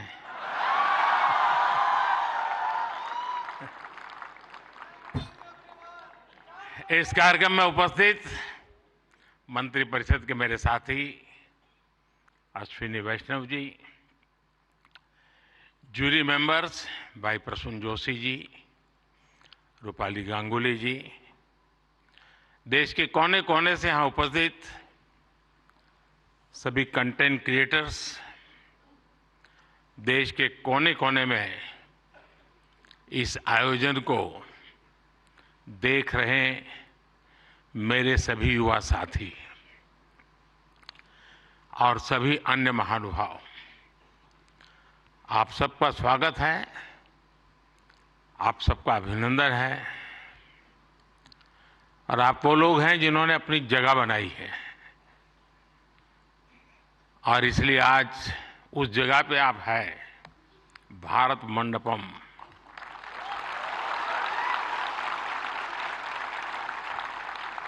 और बाहर सिंबल भी क्रिएटिविटी से जुड़ा हुआ है आते ही,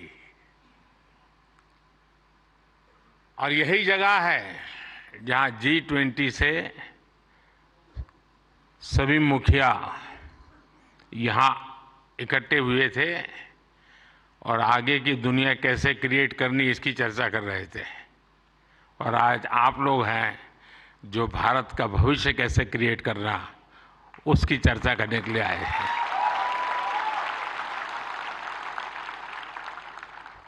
साथियों, जब समय बदलता है, टाइम चेंज होता है, जब नए युग की शुरुआत होती है तो उसके साथ कदम से कदम मिलाना ये देश का दायित्व होता है। आज भारत मंडपम में देश अपने उस दायित्व को पूरा कर रहा है। पहले नेशनल क्रिएटर अवार्ड्स यानी पहला है, ये आयोजन नए दौर को समय से पहले पहचान देने का आयोजन है।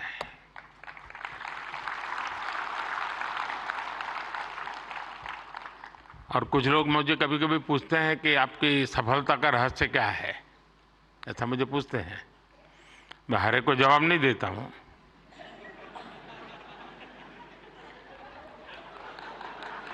कोई रेस्टोरेंट वाला अपना किचन दिखाता है क्या?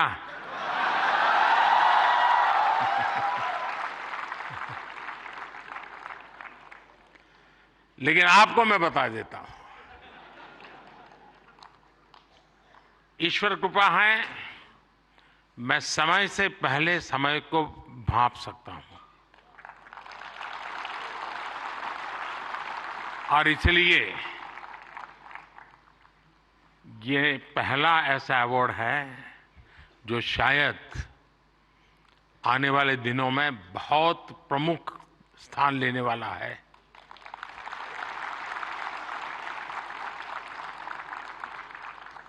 ये इस नए युग को एनर्जाइज कर रहे आप सब युवाओं को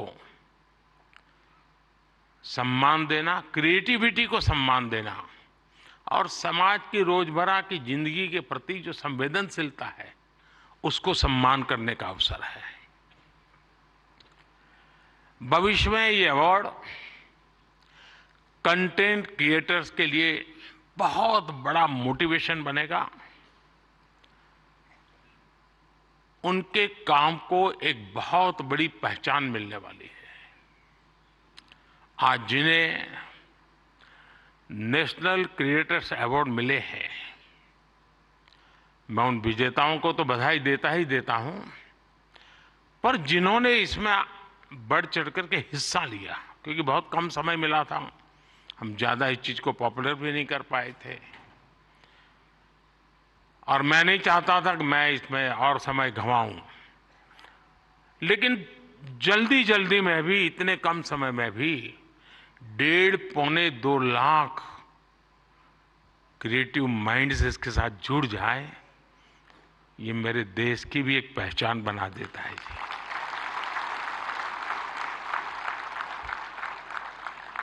और साथियों, आज एक और पवित्र संयोग है, ये पहला नेशनल क्रिएटर्स अवार्ड महाशिवरात्रि के शुभ दिन पर आयोजित हो रहा है।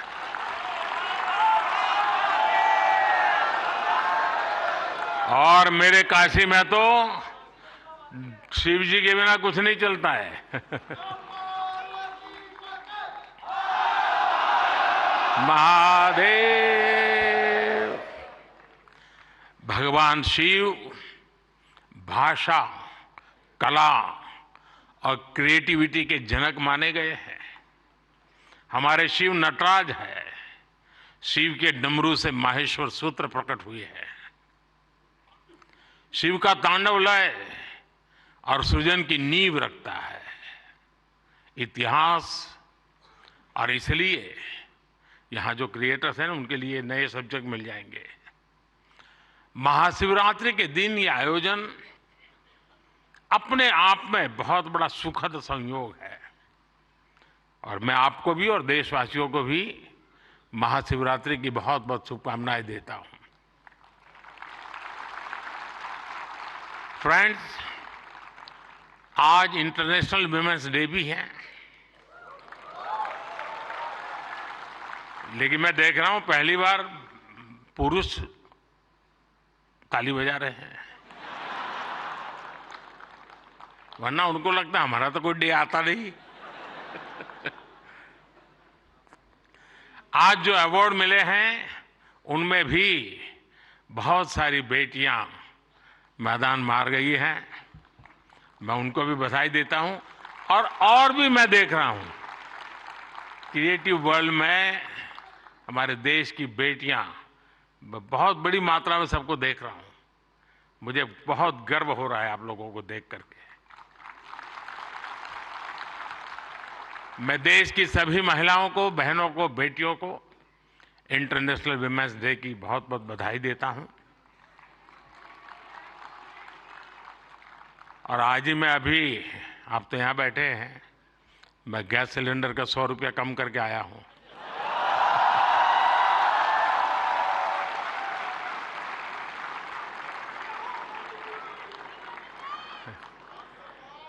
साथियों, किसी भी देश की जर्नी में किसी एक पॉलिसी डिसीजन या एक अभियान का कैसे मल्टीप्लायर इफेक्ट होता है, ये आप सबको देख करके पता चलता है। 10 साल में हुए डेटा रिवॉल्यूशन से लेकर सस्ते मोबाइल फोन्स, डिजिटल अभियान इंडिया अभियान ने एक प्रकार से कंटेंट क्रिएटर्स की एक नई दुनिया क्रिएट कर दी है। और पहली बार ऐसा हुआ होगा जब किसी सेक्टर की युवा शक्ति ने सरकार को प्रेरित किया हो, सरकार को मजबूर किया हो कि कब तक बैठे रहोगे, इसको भी सोचो। और इसलिए भी आप बधाई के पात्र हो। आज के इस अवार्ड फंक्शन का क्रेडिट अगर किसी को जाता है तो भारत के मेरे युवा मन को, हर डिजिटल कंटेंट क्रिएटर को जाता है। साथियों, भारत का हर कंटेंट क्रिएटर एक और बात को रिप्रेजेंट करता है।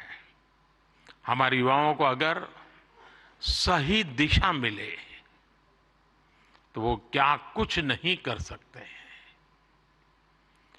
आपने कंटेंट क्रिएशन का कोई कोर्स नहीं किया है ही नहीं तो क्या करोगे।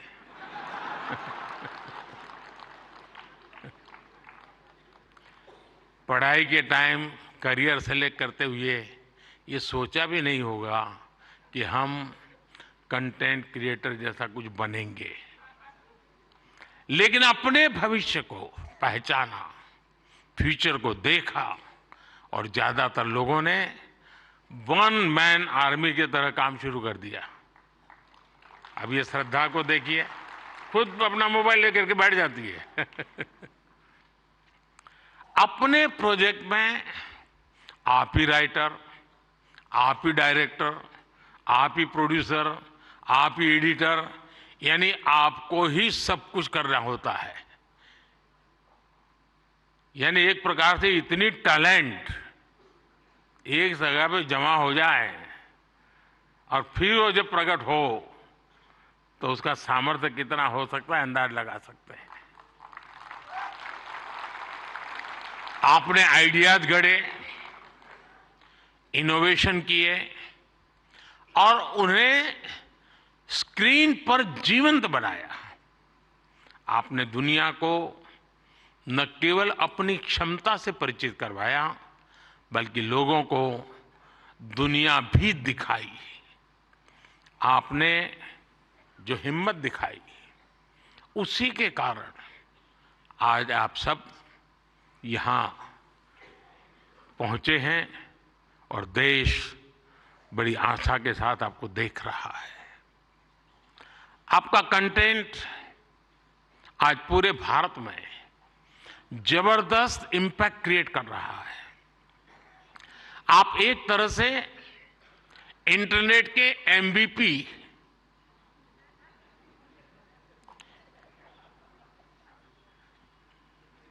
ठीक है ना? थोड़ा दिमाग खपाओ, क्रिएटिविटी बताओ अपना। जब मैं आपको एमपीपी कहता हूं मतलब मोस्ट वैल्यूएबल पर्सन बन गए। साथियों, आप सभी जानते हैं कि जब कंटेंट और क्रिएटिविटी आपस में कोलैबोरेट करते हैं तो इससे एंगेजमेंट बढ़ती है। जब कंटेंट डिजिटल से कोलैब करता है तो ट्रांसफॉर्मेशन आता है। जब कंटेंट पर्पस से कोलैब करता है तो इससे इंपैक्ट दिखता है। और आज जब आप लोग यहां आए हैं तो मुझे भी बहुत सारे विषयों पर आप लोगों से कोलैब रिक्वेस्ट करनी है।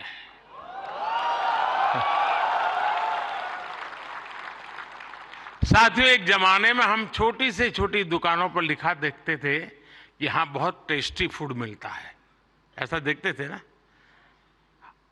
कोई भी कहे वहां क्यों खाना तो बोले टेस्टी फूड है। लेकिन आज हम देखते हैं कि दुकान वाले लिखते हैं कि यहां हेल्दी फूड मिलता है। अब टेस्टी नहीं लिखता है, हेल्दी फूड मिलता है। क्यों बदलाव आया? तो ये एक बदलाव समाज में भी आ रहा है। इसलिए कंटेंट ऐसा होना चाहिए जो लोगों में कृतज्ञ भाव जगाए, देश के प्रति आपके जो कर्तव्य हैं उनके लोगों को प्रेरित करें। और आपके कंटेंट का यही डायरेक्ट मैसेज हो, ये जरूरी नहीं है। आप कंटेंट क्रिएट करते हुए इसका ध्यान रखेंगे तो इनडायरेक्टली भी उसमें जरूर झलकेगा। आपको ध्यान होगा, लाल किले से मैंने बेटियों के अपमान का विषय उठाया था।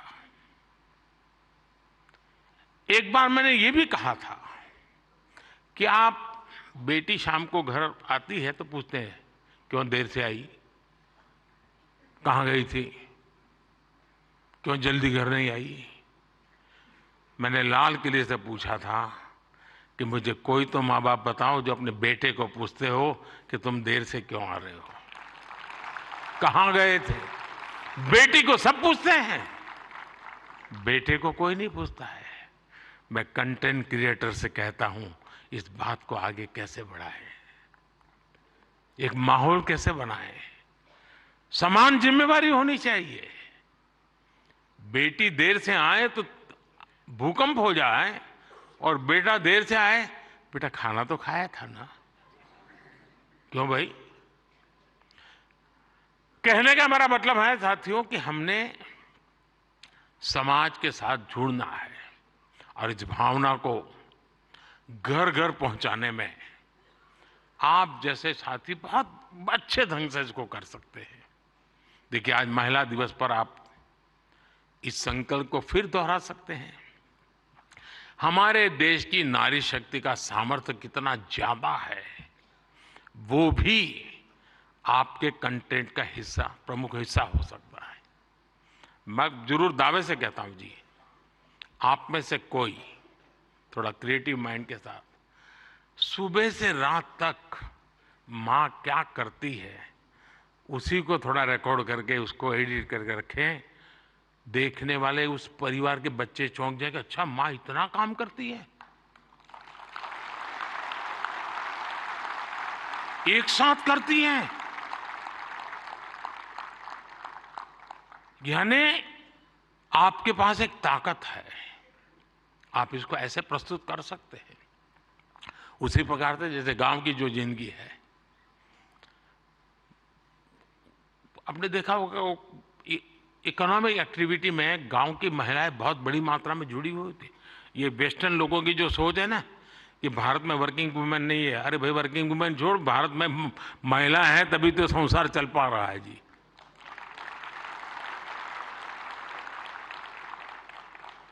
गांव में आप देखेंगे इतनी इकोनॉमिक एक्टिविटी हमारी माताएं बहनें करती है।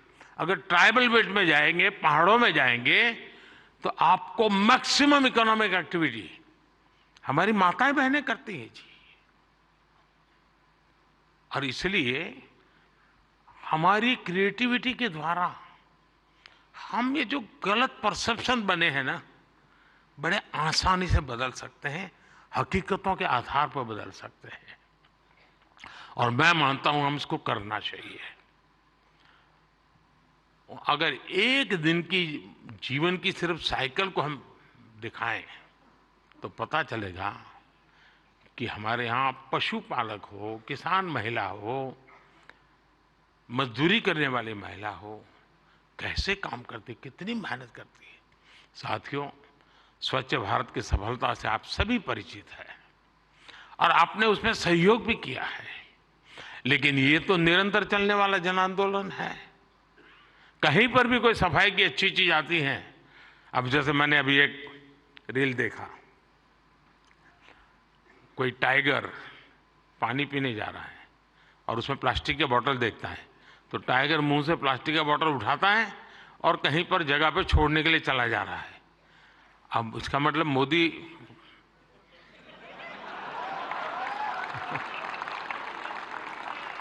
किस किस से बात पहुंचाता है, समझ गए ना।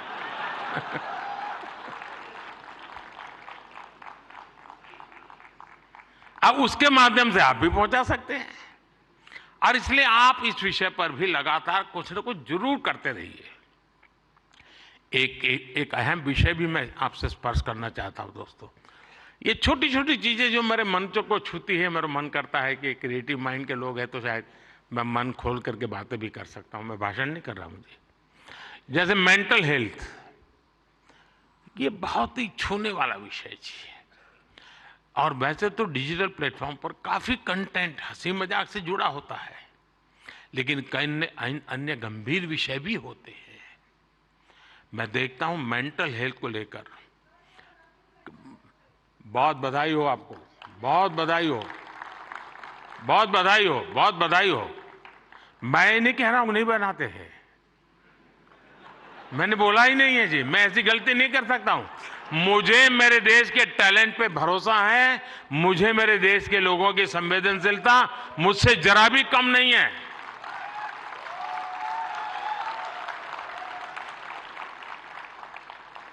लेकिन ये ऐसे, और जो लोग इस प्रकार से सोचते हैं वो ज्यादा क्रिएटिव है, ऐसा मैं कह सकता हूं, क्योंकि मेंटल हेल्थ को लेकर काफी क्रिएटर्स बहुत अच्छा काम कर भी रहे हैं, लेकिन अभी हमें इस पर और ज्यादा काम करने की जरूरत है। और हो सके तो लोकल लैंग्वेज, गांव के अंदर एक परिवार में अगर ऐसा बच्चा है, उनके लिए क्या हो सकता है, बड़े शहर में 5 स्टार दुनिया में तो होगा, क्योंकि उनकी जिंदगी में ये बहुत जरूरी है जी। उसी प्रकार से एक बहुत बड़ा महत्वपूर्ण विषय है बच्चों में स्ट्रेस का। हमें पता नहीं होता है, पहले तो हमारा जॉइंट फैमिली होता था और बच्चे कभी दादी संभाल लेती थी, कभी दादा संभाल लेते थे, कभी नाना, कभी चाचा चाची, भाभी भाई। अब माइक्रो फैमिली है, दोनों लोग चले गए हैं, आया के पास बैठा है, पता नहीं उसको स्ट्रेस का क्या स्थिति है, कुछ पता नहीं है। अब जैसे एग्जाम का समय होता है, स्टूडेंट्स में रिजल्ट को लेकर के चिंता बहुत बढ़ जाती है, सांस फूलने लग जाती है। रिजल्ट आने पर फोन पर दोस्तों तो कह रहे जैसे रिजल्ट अभी आ गया हो, लेकिन धीरे धीरे पारा गर्म हो जाता है। मैंने कोई 12-15 साल पहले एक छोटी सी फिल्म देखी थी। उस जमाने में तो उतना वीडियो कोई पॉपुलर नहीं था, लेकिन मेरी ये रुचि है जानना, समझना, सीखना। और उसमें ये बताया गया था कि कुछ भी गलत निर्णय लेने से पहले बेहतर जीवन जीना ज्यादा आसान है और कितना जीवन सुंदर बनता है। और उस बच्चे को एग्जाम देनी होती थी, उसको लगता है ये सब मैं नहीं कर पाऊंगा, तो आत्महत्या करने के लिए सोचता है। शायद उसके जो क्रिएटर होंगे उसको याद आ जाएगा, मुझे पूरा याद नहीं, क्योंकि मैंने 15-16 साल पहले इसको, 20 साल हो गए होंगे। तो उसको मन करता है कि मैं रस्से से टांग करके जान दे दूं, तो रस्सा खरीदने जाता है। तो वो उसे पूछता है कितने फीट चाहिए लंबा, तो वो सोचता है फीट क्या होता है, तो जाके पढ़ाई करता है, फीट ऐसे होता है। फिर वो कहता है उसको वो हुक चाहिए, तो लोहे का चाहिए, कैसा चाहिए, उसकी पढ़ाई का। फिर उसके ध्यान में आता है यार मरने से ज्यादा तो पढ़ना सरल है। बहुत ही अच्छी फिल्म बनाई है उसने, हार्डली 7-8 मिनट की होगी। लेकिन जब मैंने उसको देखा, और वो ये जो आत्महत्या करने का मूड बन जाता है बच्चों का, छोटी सी चीज है लेकिन उसके जिंदगी को एक नई राह दिखा देती है। अब आप भी जानते हैं मैं परीक्षा पे चर्चा का कार्यक्रम करता हूं। आपको लगता, कई लोगों को मजाक उड़ेगा क्या यार के प्राइम मिनिस्टर है क्या बच्चों के साथ परीक्षा पे चर्चा करता रहता है, फालतू समय का। मैं जानता हूं दोस्तों को, मैं कोई सरकारी सर्कुलर नीचे निकाल करके बच्चों की जिंदगी नहीं बना सकता। मुझे उनके साथ जुड़ना पड़ेगा, उनको जानना पड़ेगा, जी जान से जुटना पड़ेगा। और उस समय यानी बारिश के बाद अगर मैं खेत में काम करूं तो काम का है, परीक्षा के दिनों में उसकी बड़ी ताकत होती है। और इसलिए मैं हर साल रेगुलरली ये कार्यक्रम करता हूं, क्योंकि मेरे मन में यही होता है कि इन बच्चों के साथ मैं कुछ बातें करूं, खुल करके बातें करूं। हो सकता है किसी को एक आध चीज काम आ जाए, उनके मन को छू जाए, उनका हाथ पकड़े, उनकी हैंड होल्डिंग करे, उनके माँ बाप को लगे, टीचर को लगे। साथियों ये सारे काम मैं तो रील बनाने के लिए समय नहीं निकाल सकता, तो मैं ऐसे काम कर लेता हूं, लेकिन आप तो वो भी कर सकते हैं जी। क्या हम ऐसा कंटेंट और ज्यादा बना सकते हैं जो यूथ में ड्रग्स के नेगेटिव इफेक्ट्स को लेकर अवेयरनेस लाए?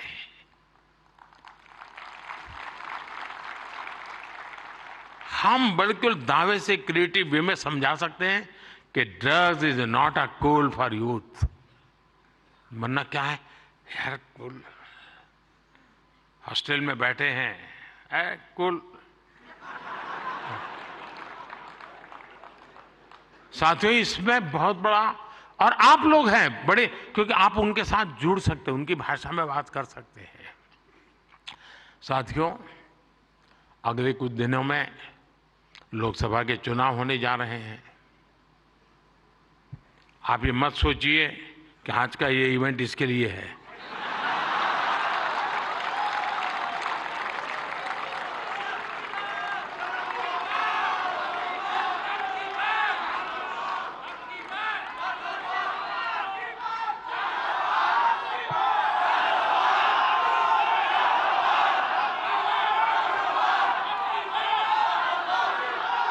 और मैं आपको गारंटी देता हूं कि हो सका तो नेक्स्ट शिवरात्रि पर भी, या तो डेट कोई और हो सकती है, या ऐसा कार्यक्रम मैं ही करूंगा।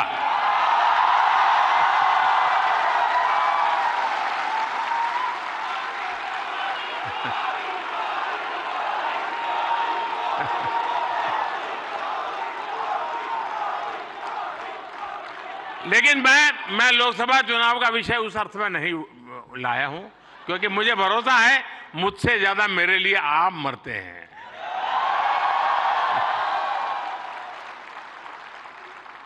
और आप मेरे लिए इसलिए मरते हैं क्योंकि मैं आपके लिए जीता हूं, और जो अपने लिए नहीं जीता है उसके लिए मरने वाले बहुत होते हैं जी।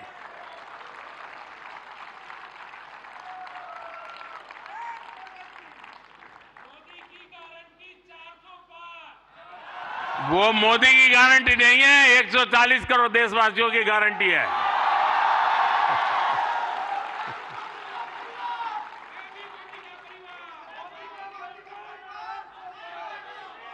ये बात सही है, ये मेरा परिवार है। साथियों, मैं जो लोकसभा चुनाव की बात कर रहा था, और एक क्रिएटिव वर्ल्ड के लोग बहुत बड़ा काम कर सकते हैं। क्या हम ऐसा कुछ कर सकते हैं कि हमारे यूथ, और खास करके हमारे फर्स्ट टाइम वोटर, उनको हम जागरूक करने के लिए क्या कर सकते हैं, और उसको पता हो कि वोट देना यानी किसी को जिताना हराने का काम नहीं है जी। वोट देने का मतलब है तुम इतने बड़े देश की निर्णय प्रक्रिया के हिस्सेदार बने हो। तुम देश का भविष्य बनाने वाले एक महत्वपूर्ण पार्टनर हो। ये उस तक पहुंचना जरूरी है जी। उसको कभी ये मत कहिए किसको वोट दो, लेकिन आप उसको जरूर कहिए कि वोट तो देना ही चाहिए। वो तय करेगा किसको देना किसको नहीं देना, वो तय करेगा, लेकिन वोट देना चाहिए, ये उसको जरूर कहना चाहिए। और मैं मानता हूं हमारे देश में, दुनिया के देश जहां जैसे जैसे समृद्धि बढ़ती गई, वोटिंग पैटर्न घटती गई। दुनिया में देश समृद्ध हुए, लेकिन अलग अलग व्यवस्थाओं ने समृद्धि तक ले गए और बाद में लोकतंत्र की दिशा में गए। भारत 100% लोकतंत्र के ही अधिष्ठान को लेकर के समृद्ध राष्ट्र बनने के सपने को लेकर के चला है, और दुनिया के लिए मॉडल बनने वाला है जी। ये दुनिया के लिए बहुत बड़ा मॉडल बनने वाला है, लेकिन उसमें मुझे मेरे देश के नौजवानों की भागीदारी चाहिए। 18, 19, 20, 21 साल के जैसे। साथियों, हम अपने आसपास देखते हैं कि जो दिव्यांगजन होते हैं, स्पेशली एबल्ड होते हैं, उसमें बहुत प्रतिभा होती है, टैलेंट होता है। आप उनके लिए भी एक बड़ा माध्यम बन सकते हैं, उन्हें सपोर्ट कर सकते हैं। हमारे दिव्यांगजनों में जो इनहेरेंट ताकत होती है, उसे बाहर लाने की आवश्यकता है। उसे भी सोशल मीडिया की शक्ति से जोड़ने की जरूरत है। साथियों, एक और विषय है भारत का इन्फ्लुएंस, भारत के बाहर और ज्यादा बढ़ाने का। आज दुनिया में आप में से जो भी परिचित होंगे विश्व के साथ, आज भारत का तिरंगे का बहुत आन बान शान है, भारत के पासपोर्ट की आन बान शान है कि नहीं है? है ना? आपने देखा होगा यूक्रेन से बच्चे जब निकल रहे थे, तिरंगा झंडा दिखा दिया, काम चल जाता था जी।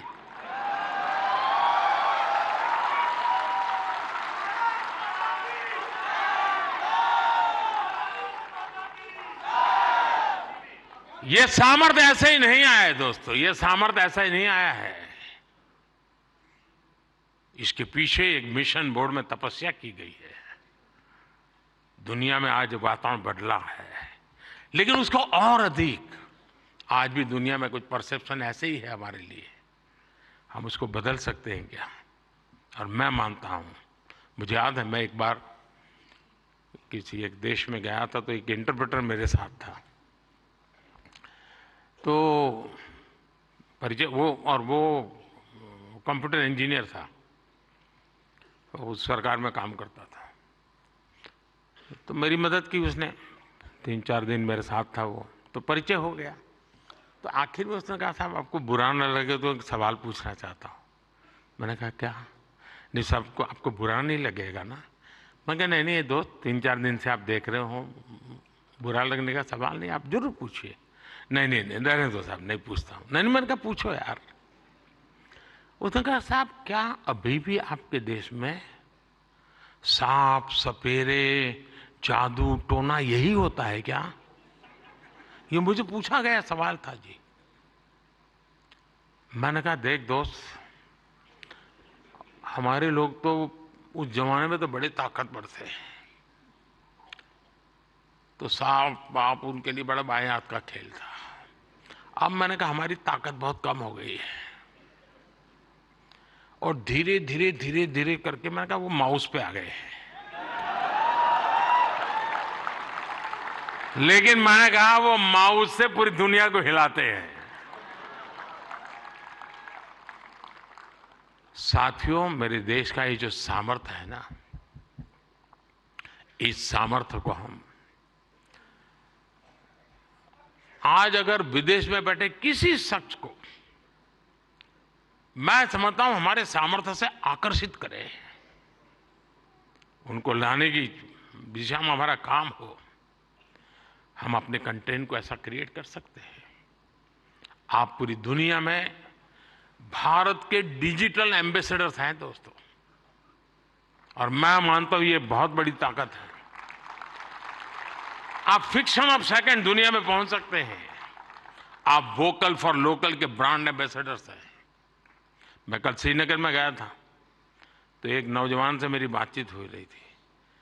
मैं हैरान हूं, जो वो सिर्फ शहद का काम करता है, मधुमक्खी पालन का काम करता है, और आज ग्लोबली उसने अपनी एक ब्रांड पहुंचा दी है जी, जस्ट डिजिटल वर्ल्ड के माध्यम से। और इसलिए साथियों, आइए हम एक साथ मिलकर एक क्रिएट ऑन इंडिया मूवमेंट, मैं बहुत जिम्मेवारी के साथ आप लोगों से अपेक्षा कर रहा हूं, क्रिएट ऑन इंडिया मूवमेंट की शुरुआत करें।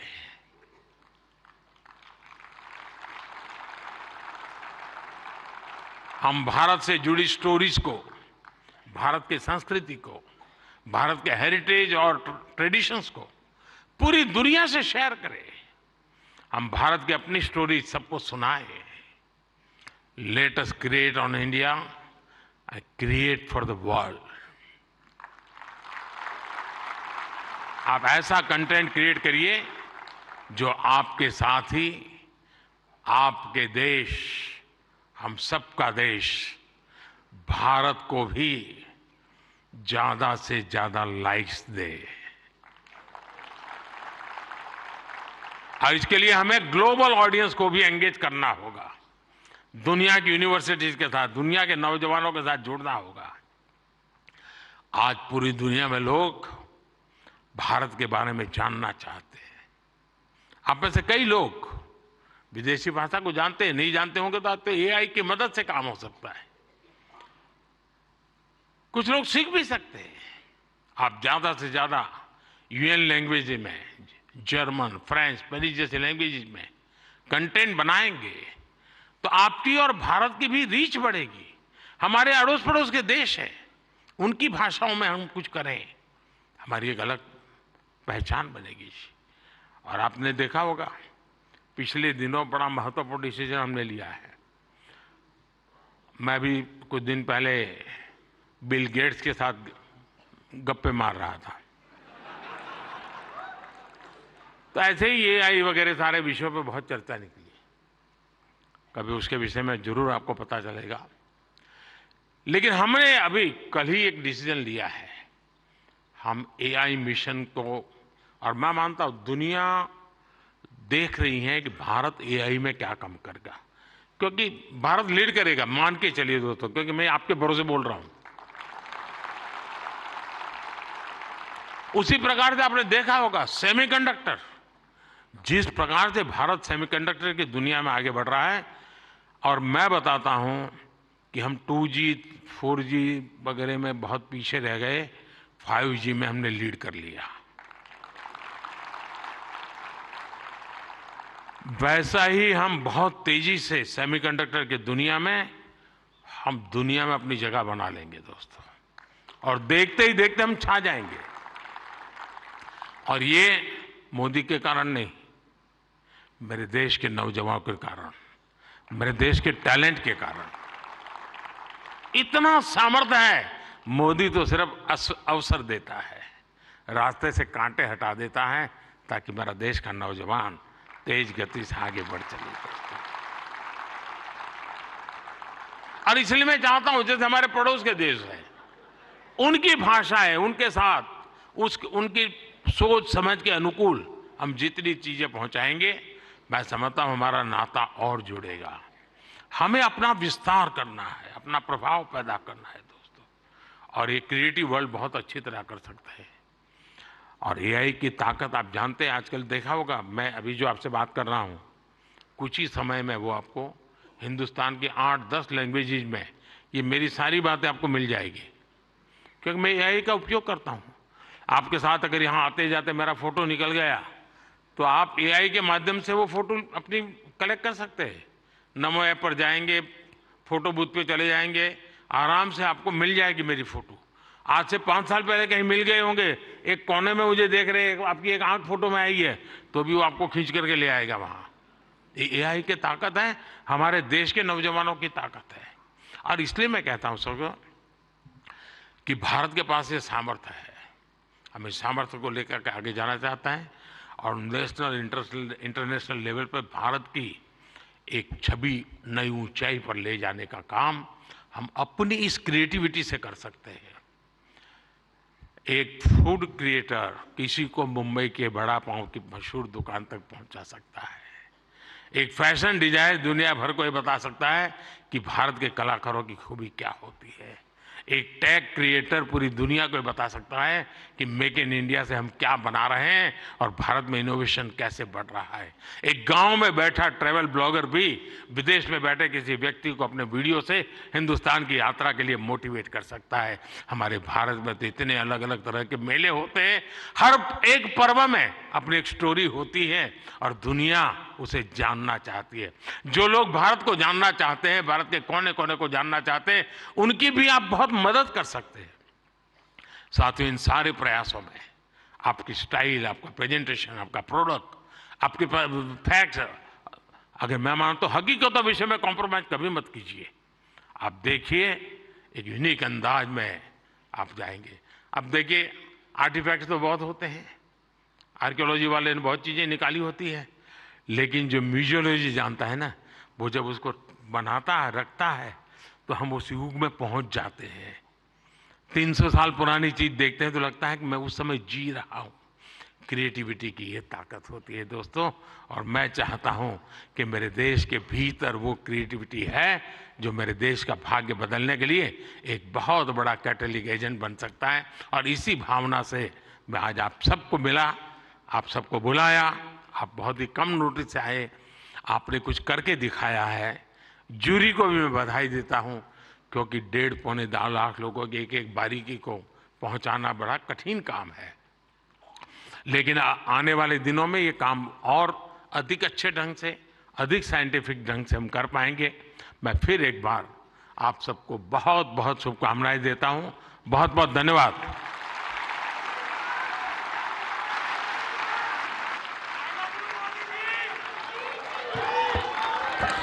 आपका बहुत बहुत आभार माननीय प्रधानमंत्री जी।